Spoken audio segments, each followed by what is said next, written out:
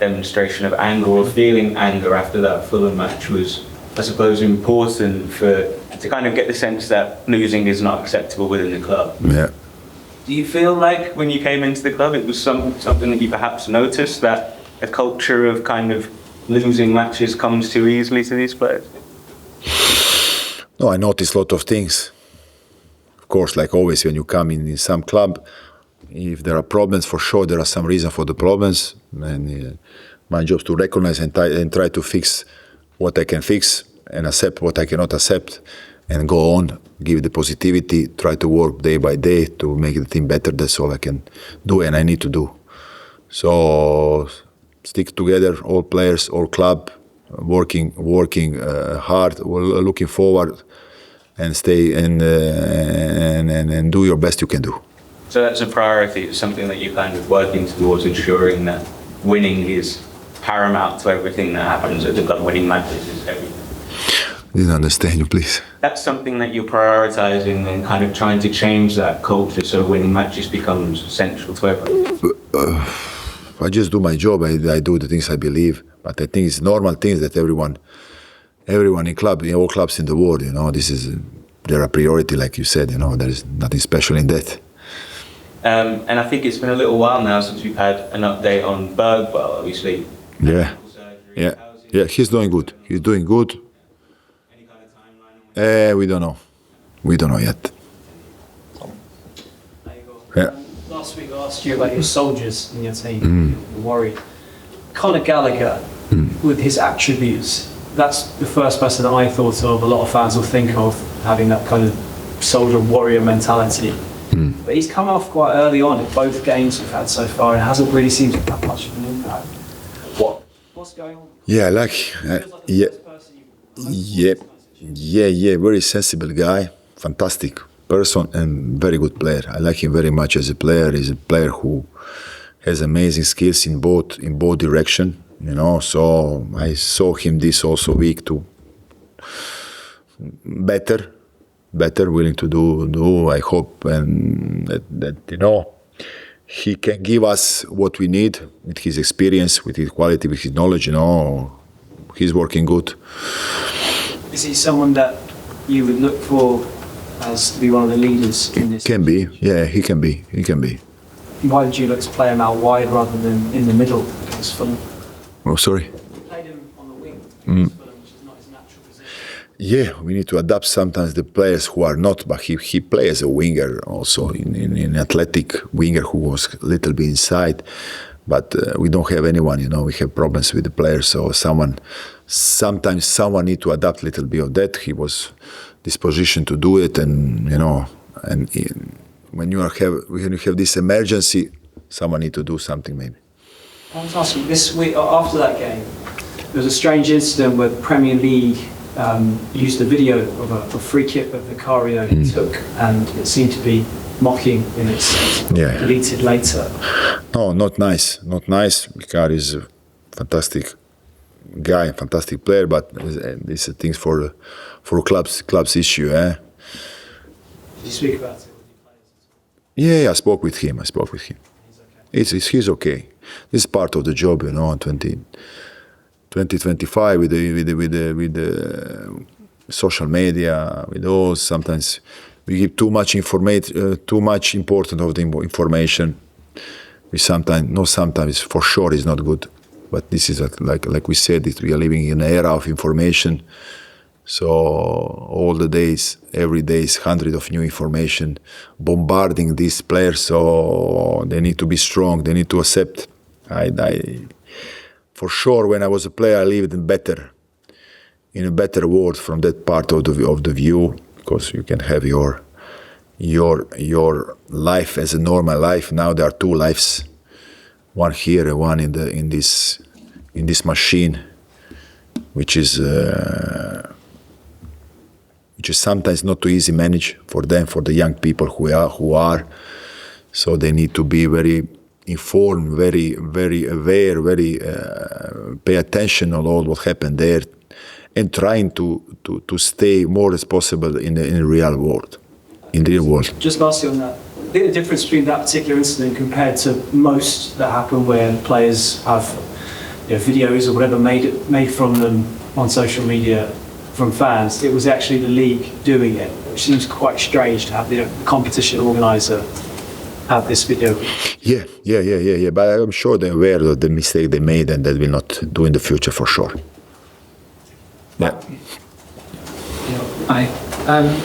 You said you saw some small things that you liked, that were signs of improvement. Yeah. Can you tell us what they were? Any of them? And during the game or what? Yeah. It was more energy, for sure, more wish to run, to fight.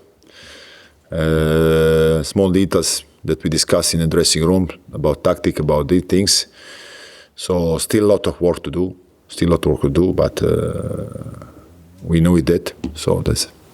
You've been in these positions. You're often brought into a club to change, to fight fire. Yeah. Do you take confidence from anything you see at Spurs when you compare to other situations you were in? Yeah, it's the same question that already been asked me today in conference. So I don't have nothing to tell more about that. I don't think it's been asked for you to compare your experiences at clubs. Yeah, all the experiences are difficult. Here is also very difficult, as I said. But when you're talking about those details, you think that you know when you go into a club what is a sign of improvement. Yeah. You don't know this. Yeah. What is a sign of improvement that you've seen at Spurs? Is this something you saw at Juventus? Is this something you saw at Lazio? It's very difficult to compare because every situation is totally different. It's impossible to compare. Impossible. Because the problem are totally different. Here, when you go in Juventus, you have 20 players all this position. Here you come, you have 12 players. There you fight for Champions League, here you fight for relegation. So that's for the start. Then you go players by players, there are big difference everywhere. So you cannot, it's not like you go and do your job in the same way and we have same results. So it's impossible because the level of difficulty is always different. There is no copy in anything. It's different league, it's different team, it's different position, different players. So with the same coach, you give the coach to have start the season with one team and other to be totally different things. Doing the same things go in other teams to be totally different things. Even of the way how you see the team, you recognize in the style of details, they will be totally different. So it's impossible to compare.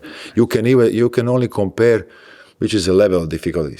Difficult more or difficult there. Where are the biggest problem? You can just that little bit say it's bigger this one or this one problem. For me, this problem of Tottenham is bigger. We can compare. If we compare the problem, if you can ask me about that, I can tell you how big is challenge, how big is problems in clubs. I can say this one is probably. I still cannot. There is no mathematics that you can see. But what I feel, what I see, this one problem is bigger. Why? Okay, next question. Well, if I can ask another then, the reason I was asking you this, which you don't seem to like, was you will understand if the players are listening to what I cannot come to here, discuss here like we are in the bar. I already explain you what I can tell you, what I want to tell you. Don't insist that I want to go on the details about what, because it's not correct from your side, and this is not place to speak in that way. Okay? You say you were getting a reaction, and I was going to say, was the performance of what Richarlison gave you, was that part of the reaction, the aggression and the energy and the goal helps? What you saw from Richarlison, is that something that... Very good. He go inside, very good. He scored the goal, bring the energy. Very good. John, Igor, sorry. You go, John. Sure. I was going to say, Igor, in your experience of top clubs, managing and playing, do the best players sometimes need that honesty, that hard message? Does it benefit them sometimes? Always need honesty. Coach, one of the skills coach is to be honest. Honest. In the right way, of course, right way to speak with them. But honesty, without honesty, you are dead. How I believe. Is there a risk? What? Sometimes you lose their trust by being too honest. Almost. No, the way how you speak. They need to recognize you knew the guys. He's a person. You know, that you tell the things from they good. not in negative way. You cannot speak in the way like, okay. They need to recognize in you that you are telling them for the best, for the better. Then you can tell them everything. Some people, I think, would expect when you have a new coach comes in, the team is lacking confidence, that you sort of give them a hug and you put an arm around your shoulder. Yeah. That's not your style. Who said that? That's what people say. No, that's not true. That's not true. Without hugging, without a connection with the player, you cannot do nothing. So these are only words. These are only, how you call this? I don't know the right word to describe, because my English is not so good. But this is not true. It's not true. There's no one coach in the world who can come there and go with the, how you call, with the stick, and the players. What we said? Who are you? So there is a relationship, there is honesty, there is a right to do. I'm not coming here to shout on players or scream on them. So you are totally wrong image of me or of the guys who are telling in that way, I guess it comes from what we see of you in after the match in press conferences. Yeah. So maybe in training or behind with the players, you show a bit of both. Of course, of course. One more question, if you don't mind. It seems to me, I don't know if you feel it, but it feels like a lot of other clubs, other fans would love for Tottenham to get relegated. It's a big club, big history. I don't know. I don't read. I don't write. I don't see the information here. I'm not focused on it. The Premier League post that Tom mentioned, it's a kind of thing, I think. Can you use that as motivation? Can the players? We have other motivation to do. I don't believe in that kind of stuff. Thank you. John, I was just going to ask, do you feel the pressure? Coach always feel the pressure. How much pressure? 7. 7 out of 10. 7 of pressure. What's the average? But you didn't ask me from 0 to what? Always the part of job is to feel the pressure, but also to enjoy in this job what you can enjoy, of course. In good moments you enjoy, in bad moments you don't enjoy, but the pressure is all the time. From when I had 10 years start to be a football player, always the pressure. Start to play with 16, 17, first team, always feel the pressure. So it's a part of my life, let's say like this. And all the coaches, they live with that. It's normally part of that. But you need to find in that job some beauty. Otherwise you don't do this job, So the beauty sometimes is difficult. To have challenges who are very difficult, but you need to find beauty in that. Don't go in the direction to be too worried, too anxious, too depression. Otherwise, better you stay home, man. So stick with the players, stay together. Not like your colleague said to shout in, but stay together to the players. Find a way, because it's always about finding the right solution.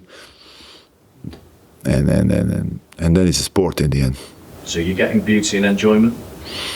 Beauty. No, in this moment, less beauty. Okay, finish with Sam, please. Hi, Igor. Yeah. After the game against Fulham, you could sort of see that Richarlison, he's quite emotional. You spoke about his impact off the bench. I mean, he has experience of this sort of situation. He's guided Everton to safety. How important can he be, not only on the pitch, but also in the dressing room? Rich, yeah. No, I like the guy. I like him. It's sympathetic. It's a guy who is always interesting to speak with him, of his style of speaking, And fantastic player. He can play all positions with 2 strikers, with 3. So I see him very well. He will give us something for sure in next games. Okay, thank you. Thank you.